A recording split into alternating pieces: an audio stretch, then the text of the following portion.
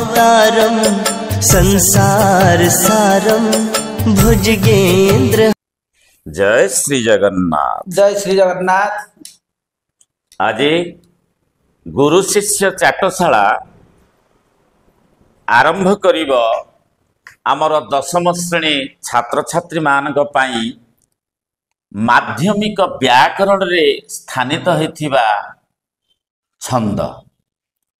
आम गहन रे उपस्थित रहिछन्ति आलोचक भाव रे डॉक्टर सुरेश चंद्र बराड़ एवं आमर गुरुदेव डॉक्टर गोविंद चंद्र दास महोदय एवं आज आलोचक भाव रे उपस्थित रहिछन्ति आम गण रे शिक्षक कवि श्रीजुक्त निराकार स्वाई महोदय। जय श्री जगन्नाथ। गुरुदेवंकर अपार करुणारू प्रभुंकर कृपारू आज ए सुंदर छंद उपरे आमे आलोचना करिबा। तापर आमे जिबा कोडा गला भागवत बाणी गुज्जरी बा नवाक्षरी, गला दांडीवृत, गला नटबाणी बा विभास केदार, तापर आसीबा हमर चोखी। चोखी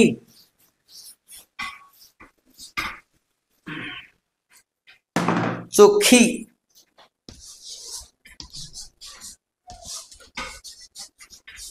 महिमा जननी जन्म ये जो चोखी च अक्षर रु आरंभ होइछि।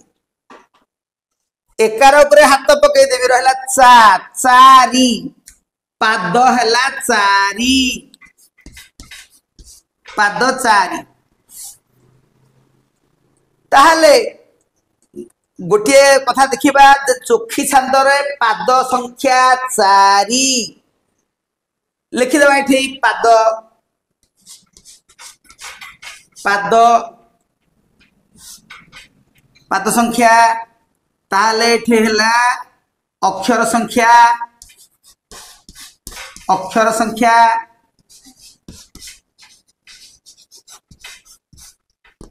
एठी जतिपात, जतिपात नियम। ताले ए जो अक्षर संख्या देखि लिखिबा पाद प्रथम पाद अक्षर संख्या हला 29, द्वितीय पाद 29 टी अक्षर, तृतीय पाद 9 अक्षर, चतुर्थ पाद 13 अक्षर। मन रखा सुविधा है चार जाक 29 29 9 13 मन रखिबे पिला माने सुविधा रे दे देखिदेबे। एठी प्रथम पाद 29 अक्षर, द्वितीय पाद 29 अक्षर, तृतीय पाद 9 अक्षर, चतुर्थ पाद होची 13 अक्षर। ताले जतिपात कोठे जतिपात केमिति हबो 29 टी ना यार जेतु दिरा समान रहिला ए दीटा जाकर समान समान अक्षर पर जतिपात हबो। जेमिति 6 मिशाण 2, 6 मिशाण 2, 6 मिशाण 2 मिशाण 5।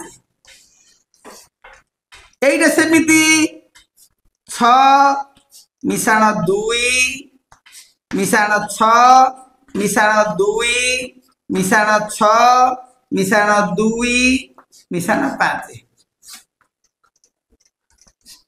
एइटा 9 अक्षर 6 मिशाण 3।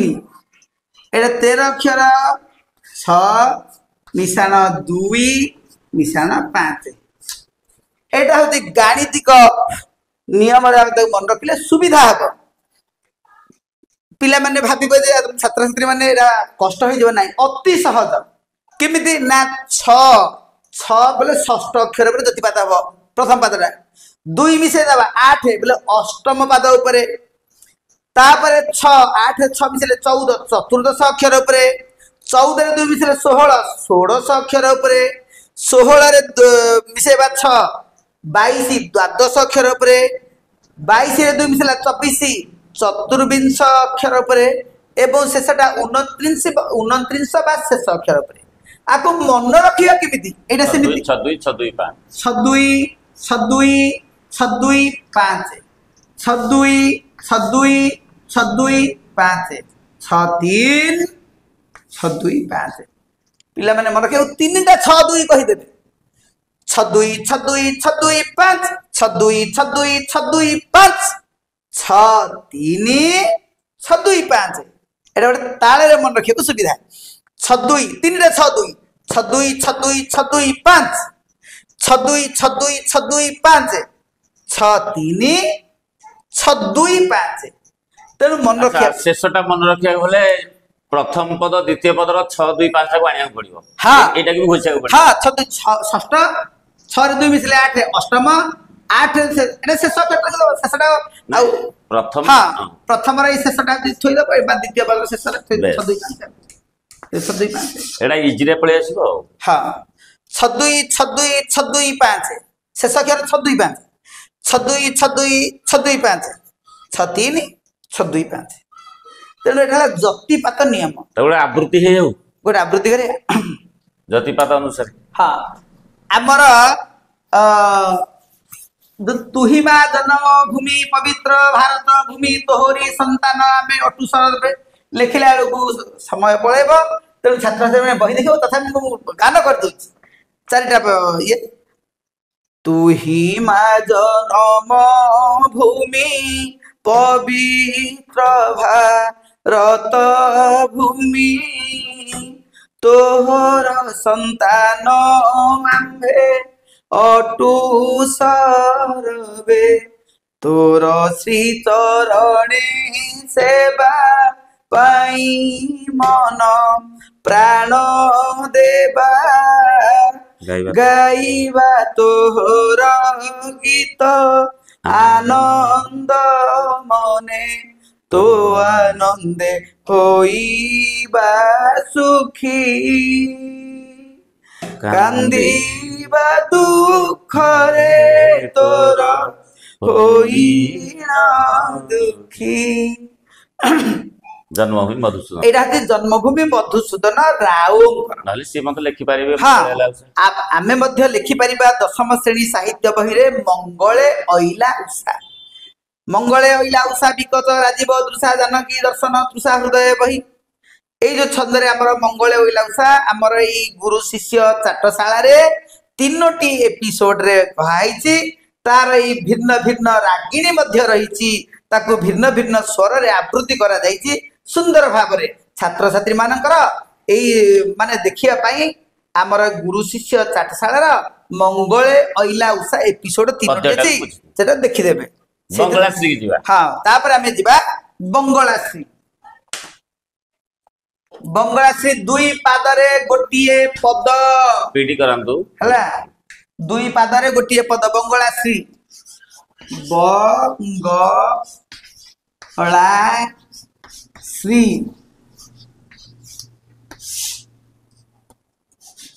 ଦୁଇ ପାଦରେ ଗୋଟିଏ ପଦ ଦୁଇ ପାଦରେ ଗୋଟିଏ ପଦ ଗୋଟିଏ ପଦ ପ୍ରତି ପାଦର ଅକ୍ଷର ସଂଖ୍ୟା 20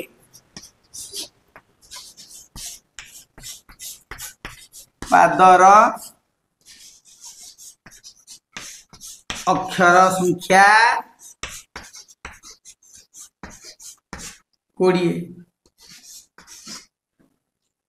3 ଯତିପାତ ହେଲା ଯତିପାତ ସେଇ ମ୍ୟାଥମେଟିକାଲ ଇକ୍वेशन ରେ 6 ମିଶାଣ 6 ମିଶାଣ 6 ମିଶାଣ 2 ତିନିଟା 6 ଗୋଟେ 2 ଷଷ୍ଠ 6 ରେ 6 ମିଶିଲେ 12 ଦ୍ୱାଦଶ ଅଷ୍ଟାଦଶ ବିଂଶ ବା ଶେଷ ଅକ୍ଷର ଉପରେ ଯେହେତୁ 20 20 ତିନିଟା 6 6 କ ପଡ଼ିକା 6 6 ଦୁଗୁଣେ 12 6 3 18 ତାପରେ 2 ଶେଷରେ ଏଇଠି ହେବ ଆମର ଏଟା ଲୋକପ୍ରିୟ ଛନ୍ଦଟିଏ ଏଥିରେ ଆମର ଯୋଉ टीका गोविंद चंद्र लिखाई गाँ रे केंदरा बजई आमर जोगी माने भिक्षावृत्ति करुचंती भजु की नाराम नाम रे कुमार बोलू की नाराम नाम भजी न पारिले କୁମର ମଣିରେ ବାନ୍ଧିନେ ବକାଳ ଜମରେ କୁମର ବାନ୍ଧିନେ ବକାଳ ଜମ ମା ମା ବୋଲି କେତେ ମୁଁ ଖୋଜିଲି ମାକୁ ପାଇଲି ନାହିଁ ଭାଇ ଭାଇ ବୋଲି କେତେ ମୁଁ ଡାକିଲି ନଦେଲେ ଉତ୍ତର କେହି। ଏରା ସବୁ ଆମର ବିବାହ ବ୍ରତ ଘରେ ମଧ୍ୟ ଏଇ ଛାନ୍ଦରେ କବିତାଟା ସୁଖ ପାଠ୍ୟ ହୁଏ, ଶୁଣିବାକୁ ଭଲ ଲାଗେ। ମଙ୍ଗଳାଚରଣରେ ମଙ୍ଗଳାଶ୍ରୀ। ହଁ, ମଙ୍ଗଳାଚରଣ ଭଲ କଥା କହିଛନ୍ତି ବଡ ଭାଇ। ମଙ୍ଗଳାଚରଣରେ ବଙ୍ଗଳାଶ୍ରୀ ଛନ୍ଦରେ ପ୍ରାୟତଃ ଆମର କାବ୍ୟ କବିତା ଦେଖିବାକୁ ମିଳେ। ଶଙ୍କରାଭରଣକୁ ଯିବା। ଆମେ ଯିବା ତାପରେ ଶଙ୍କରାଭରଣ। ଶଙ୍କରାଭରଣ ଚାରି, ଚାରି ପାଦରେ ଗୋଟିଏ ପଦ ଶଙ୍କରାଭରଣ। ଲିଭେଇଛୁ କାଇଁ ଥାନ୍ତା ତ ପାଦ ଜାତି ଗୁଡା।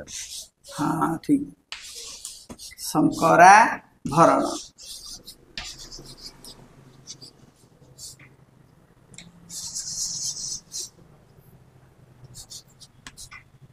ଚାରି ପାଦରେ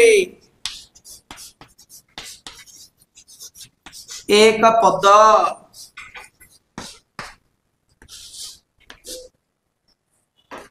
ଏଠି ଲେଖିବା ପାଦ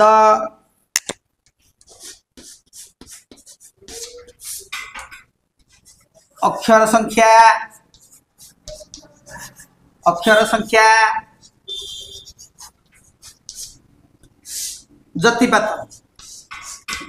ଯତିପାତ ନିୟମ।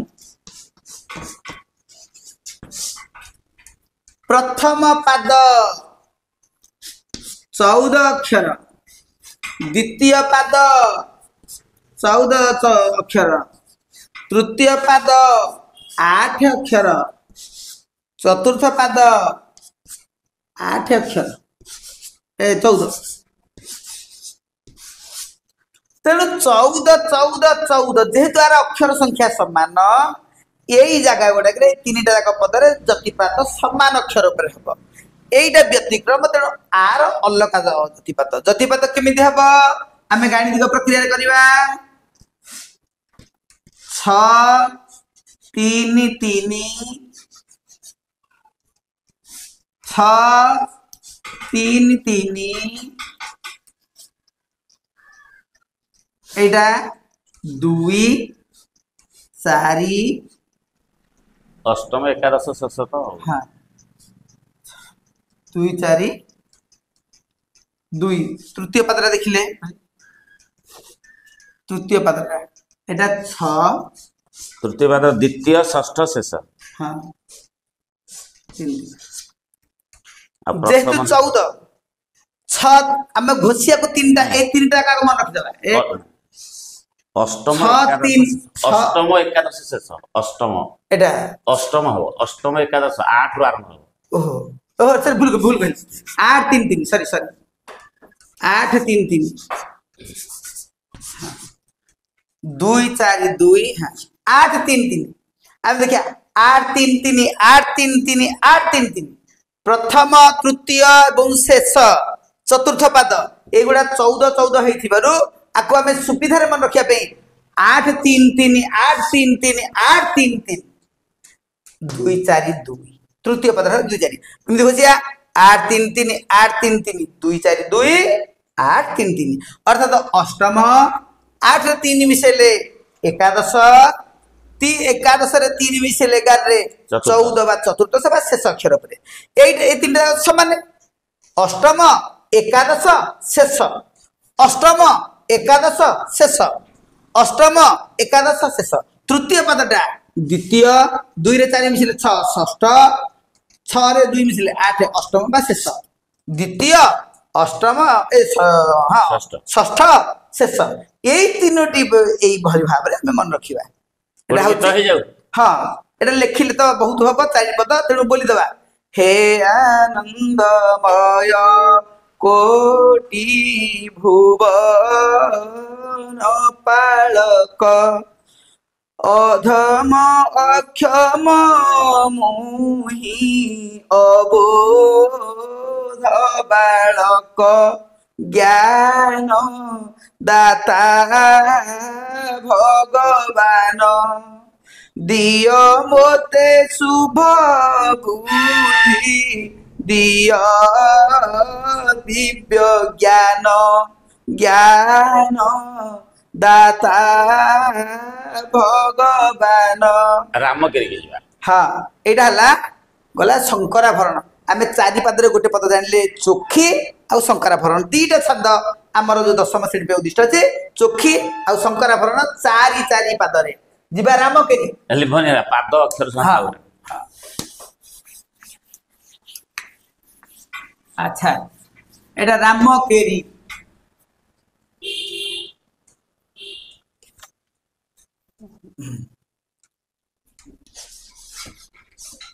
ରାମ କେରି ରାମକେରି ଏଇଟା ଦୁଇ ପାଦରେ ଏକ ପଦ। ପ୍ରତି ପାଦ ଦୁଇରେ ପ୍ରତି ପାଦର ଅକ୍ଷର ସଂଖ୍ୟା ପ୍ରତି ପାଦର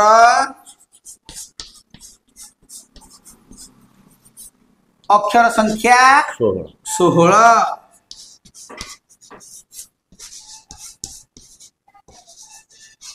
ସଂଖ୍ୟା 16 କେତେ ଯତିପାଦ କୁହ? ନବମ ଏକାଦଶ ଷୋଡ଼ଶ। ଯତିପାତ ପାତ ନବମ ନବମ ଏକାଦଶ 2 ଷୋଡ଼ଶ 11 5 9 2 5 ନବମ 2 ରେ 11 ଏକାଦଶ 5 ଷୋଡ଼ଶ ବା ଶେଷ ଅକ୍ଷର ଉପରେ। ଉଦାହରଣ ଦୁଇ ପାଦରେ ଏକ ପଦ ପ୍ରତି ପାଦର ଅକ୍ଷର ସଂଖ୍ୟା 16। ଯେ ଆମର ଯୋଉ ଭକ୍ତଚରଣ ଦାସଙ୍କର ରହିଛି କଳା କଳେବର 34। କଳା କଳେବର କହ୍ନାଇ ସଙ୍ଗେ ରୋହିଣୀ ସୁତ କରନ୍ତି ମଥୁରା ବିଜୟ ଦାଣ୍ଡେ ଦେଖ ସଂଗାତ ଖସି ପଡୁଛି କି ଆକାଶୁ କିଏ ଗଙ୍ଗା ଯମୁନା କ୍ଷୀର ସଙ୍ଗେ ପ୍ରାଣ ଶୋଷିଲେ ନାଶ ଗଲା ପୁତନା। ଏଭଳି ଭାବରେ ଆମେ ଜାଣିଲେ ଯେତିକି ଛନ୍ଦ ପଢିଲେ ଯଥା ଭାଗବତ ବାଣୀ, ନଟବାଣୀ ବା ବିଭାସ କେଦାର, ବଙ୍ଗଳାଶ୍ରୀ, ଦାଣ୍ଡି, ରାମକେରି ଏଗୁଡିକ ଦୁଇ ଦୁଇ ପାଦରେ ଗୋଟିଏ ପଦ ହେଲା ବେଳେ ଶଙ୍କରାଭରଣ ଆଉ ଚୋଖୀ ଏ ଦିଟା ଯାକ ଛନ୍ଦ ଚାରି ପାଦରେ ଗୋଟିଏ ପଦ। ବର୍ତ୍ତମାନ ମୁଁ ଆପଣଙ୍କ ଠାରୁ ଗୋଟେ ତ୍ରୁଟିର ଉତ୍ତର ଦେବି। ହଁ କୁହନ୍ତୁ କୁହନ୍ତୁ କୁହନ୍ତୁ ଶୀଘ୍ର। ଛନ୍ଦ କାହାକୁ କହନ୍ତି? ହଁ ପଦ୍ୟ ବା କବିତା ରଚନା କରିବା ଏକ ନିର୍ଦ୍ଦିଷ୍ଟ ନିୟମ ବା ଶୈଳୀକୁ ପଦ ଛନ୍ଦ କହନ୍ତି। ଯତିପଦ କାହାକୁ କହନ୍ତି? ଯତିପାତ ଯେଉଁଠାରେ ଗାୟକ ବିଶ୍ରାମ ନିଅନ୍ତି ବା ଶ୍ୱାସଘାତ କରନ୍ତି ତାକୁ ଯତି ବା ଯତିପାତ। ପ୍ରାଚୀନ କାବ୍ୟକୁ ଛନ୍ଦ କାବ୍ୟ କାହିଁକି କୁହାଯାଏ? ତାହା ଗୋଟିଏ ଗୋଟିଏ ନିର୍ଦ୍ଦିଷ୍ଟ ଛନ୍ଦରେ ରଚିତ ହେଇଥିବାରୁ ତାକୁ ଛନ୍ଦ କାବ୍ୟ କୁହାଯାଏ। ପାଦ କାହାକୁ କୁହାଯାଏ? ଇଏ ପ୍ରତି ପଦ ନା ପାଦ ପାଦ ଇଏ ଗୋଟିଏ ପଦର ପ୍ରତିଟି ପଙ୍କ୍ତି ବା ଧାଡିକୁ ପାଦ କହନ୍ତି। ଛନ୍ଦକୁ ସାଧାରଣତଃ କେତେ ଭାଗରେ ବିଭକ୍ତ କରାଯାଇଛି? ଛନ୍ଦକୁ ଦି ଭାଗରେ ବିଭକ୍ତ କରାଯାଇଛି, ମିତ୍ରାକ୍ଷର ଅମିତ୍ରାକ୍ଷର। ଜଗନ୍ନାଥ ଦାସଙ୍କ ଭାଗବତ କେଉଁ ଛନ୍ଦ? ନବାକ୍ଷରୀ, ଗୁଜ୍ଜରୀ, ଭାଗବତ ବାଣୀ। ଚୌଖୀ ଛନ୍ଦର ଲକ୍ଷଣ ହଉଛି ଚାରି ପାଦରେ ଗୋଟିଏ ପଦ।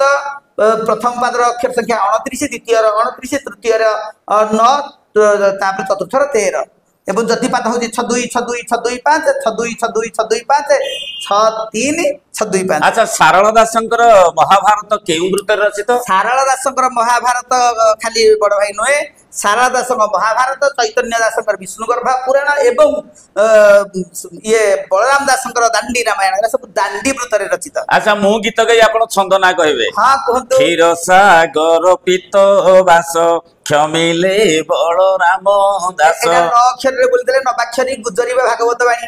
ଟୋପି ଟୋପି ଗୋପୀ ଚନ୍ଦନ ମଣ୍ଡେ ଛନ୍ତେ କଳା କଳେବର 34 ରାମକେରି 16 ଅକ୍ଷର। ମଙ୍ଗଳେ ହଇଲା ଉଷା ମଙ୍ଗଳା ବିଳାସ ହଉଛି ଚୋଖି ଚାରି ପାଦରେ ଗୋଟେ ପାଦ। ଧନ୍ୟବାଦ ଦୀଳାକର ଭାଇ, ଆପଣଙ୍କୁ ଅଶେଷ ଅଶେଷ ଧନ୍ୟବାଦ, ଆପଣଙ୍କୁ ସାଧୁବାଦ। ଜୟ ଶ୍ରୀ ଜଗନ୍ନାଥ। ଜୟ ଶ୍ରୀ ଜଗନ୍ନାଥ। ଧନ୍ୟବାଦ ଦୀଳାକର ଭାଇ, ଆପଣଙ୍କୁ ଅଶେଷ ଅଶେଷ ଧନ୍ୟବାଦ, ଆପଣଙ୍କୁ ସାଧୁବାଦ। ଜୟ ଶ୍ରୀ ଜଗନ୍ନାଥ। ଜୟ ଶ୍ରୀ ଜଗନ୍ନାଥ।